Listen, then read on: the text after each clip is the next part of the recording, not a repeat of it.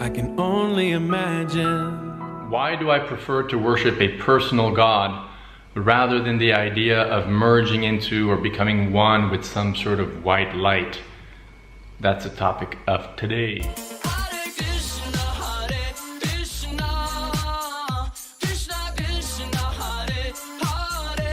Hello everyone, welcome to Easy Bhakti. I'm Cyril War or Chandra, and this channel is for spiritual development in the Bhakti Yoga tradition. So yesterday I was watching a movie online. It's a movie that came out like last March, and it's called I Can Only Imagine. Pretty famous. It's with Dennis Quaid, and it's the biography of Bart, what's his last name? Bart Millard, who is the main composer and lead singer of the band Mercy Me, this Christian band. And that single that he wrote, called I Can Only Imagine, broke all the records, and up until today is the largest selling, most widely heard Christian rock song in the history of the Christian rock industry. And so it's about his life, how he grew up as an abused child and has an issue with his father, and then finally breaks through in the Christian music scene with that one single. The reason why I want to talk about the issue of worshiping a personal God in the light of this song is because the lyrics of this song are all about a personal God, the conception of a personal God. I don't know about you, but as I said at the very beginning, what brought me closer to God and specifically to the Bhakti Yoga tradition was precisely this idea that the absolute truth in his ultimate and intimate sense is a person. Philosophically, this is called personalism, and personalism has been developed in the Western tradition very much as well as, of course, in India, within the Vaishnava or Bhakti tradition. I think this is something that concerns all of us, because we're all persons, or at least we think we are, or at least we admit that we are, and we may think that later on we won't be. But at least right now, we certainly are persons. And not only that, but the kind of paradigm we operate in terms of our spirituality, should interest us. In other words, there are different types of paradigms out there regarding divinity. And so we all have to, take a stand one day or the other and say, okay, I want to operate in this type of paradigm or that type of paradigm.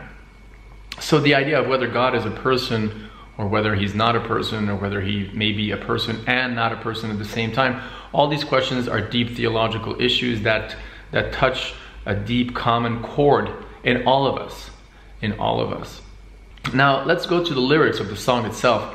The first verse, I'll tell you right now because I don't have it on my computer, but the verses go like this. So he goes like this: I can only imagine what it would be like when I walk by your side. When I walk by your side. So the composer Bart is thinking, wow, what it would be like to be able to be in heaven and walk side by side with Jesus. I mean, for him, God is Jesus. We're not going to get into the issue of the divinity of Jesus. I personally like to substitute Krishna for Jesus here, and I think Jesus doesn't care, doesn't mind. As a matter of fact, he's probably, I would say, happy that I'm doing so, because Krishna does say that he's the Father. But anyway, let's not get into that. My point is, let's just stick in terms of universal theological principles here. Okay, let's just stick with a personal God, a supreme person, whether you want to call him Jesus or whether you want to call him Krishna, whether he has long hair with blue eyes, or whether he has a spiritual body that's dark blue and plays a flute like nobody's business is important, but it's totally secondary to the discussion here. So Bart is saying, I can only imagine what it would be like to walk by your side. I can only imagine what my eyes would see when your face is before me. When your face is before me. So here we're really talking about a personal conception of God. In other words, God is a person. He's not an ordinary material person, a fallible person, a mortal person like us, certainly. But he's a person nonetheless. And that's a common thread that you find in Christianity and in the Bhakti or Krishna conscious tradition. As a matter of fact, this song, which we'll listen right now. I can only imagine what it will be like when I walk by your side. I can only imagine what my eyes will see when your face is before me. So as I was saying, this song, or the lyrics of this song, this idea of wanting to see God's face, reminds me of a passage in the famous book Sri Isopanisad, and I'll read that verse right now.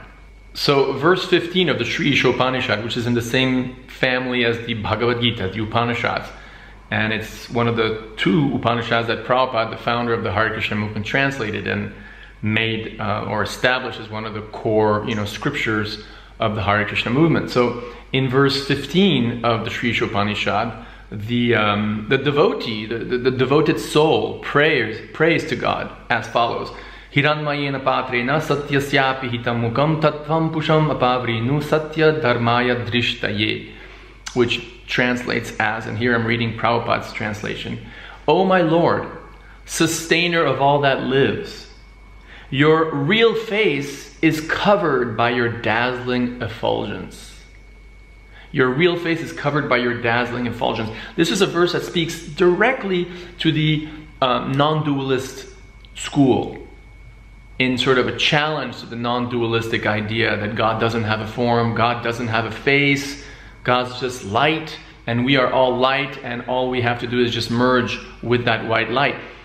That white light, so to speak, is, according to this verse, and according to what Krishna himself says in Bhagavad Gita 10, I forget which verse, but it's definitely there in the Bhagavad Gita, where Krishna says that this effulgence, or this white light, comes from me. Aham brahmano hi pratishta aham. Here's the Sanskrit. I don't know the verse and chapter, but that's the Sanskrit. Brahmano, he means certainly. Pratishta aham. I am the source. I'm the basis or the source of this Brahman effulgence. Brahman means, it's another word, another way to, or we could translate the word Brahman as white light, or divine consciousness that doesn't have a form, that's bereft of personality and form. So here in Sri Isopanishad verse 15, the devoted soul asks God, please remove this effulgence. Remove this white light, which makes me believe falsely that you are just white light. I can't even say you, because you means person. So that, rather that makes me believe that the divine is just some white light, or some just it, without any sort of variety or personality or individuality. Please remove that white light from my face. From my face, from my vision, precisely so that I can see your face, your form, your face. And then the devoted soul finishes, and I'm saying devoted souls because we don't know who's, there's a narrator here, and so it's certainly a devoted soul. So I'm just using the word devoted soul, but the words devoted soul don't exist in the verse or in the book. Kindly remove that covering and exhibit yourself to your pure devotee. So this is like very similar to what we just saw in the lyrics of I Can Only Imagine. When your face is before me, I can only imagine, surrounded by your glory, what will my heart feel? What will my heart feel? Next, if you're shopping around, right? If you're doing some shopping around for religion out there, which first of all is a great thing to do, because a lot of people don't even care about spirituality or the soul or God, and are just kind of living a hedonistic, let's just enjoy now and not worry about the future kind of lifestyle, as victims of leaders who are, many of them are just as, materialistic as they are, and worse. So I'm not putting the blame on anyone, I'm just stating an objective fact, which I think most of you will agree with. So if you're one of those lucky souls out there who's shopping around, who's wondering, okay, what type of spirituality should I go for? Go for personalism is my answer. Go for personalism. Bet on the idea that the divine is not just some white light, or not only some white light, but also, and more importantly, and more intimately, more secretly, more confidentially, a person. A supreme person who's super cool, super nice, super fun, super, super beautiful, super attractive, super funny, and who's just waiting for us to reestablish a relationship with him. Does that sound Christian? Well, whether you want to call it Christian or do you want to call it Krishna Bhakti, That's the paradigm you should be shooting for. Once again, let's just, theoretically, if it just so happens that God's a person, then how lucky are we in the sense that how beautiful is reality? How wonderful is it that we are persons really, not just in a temporary, time frame right now while we're incarnated in these bodies, but that we're actually eternally liberated souls who have individuality and individual personality, and that God, the source of us, is also a person, and not just a person, but someone who's really cool and young and funny and boisterous and loyal and romantic. I mean, how cool is that if that's the truth? And I'm betting for it, and we should all bet for it, and continue developing our relationship with that Supreme Person, and only imagine what it will be like to see Him face to face. Thanks for watching. Please do subscribe. It makes the channel grow larger, and it makes the message of Krishna and love of God spread further and further on this planet. Take care. See you next time. Hare Krishna.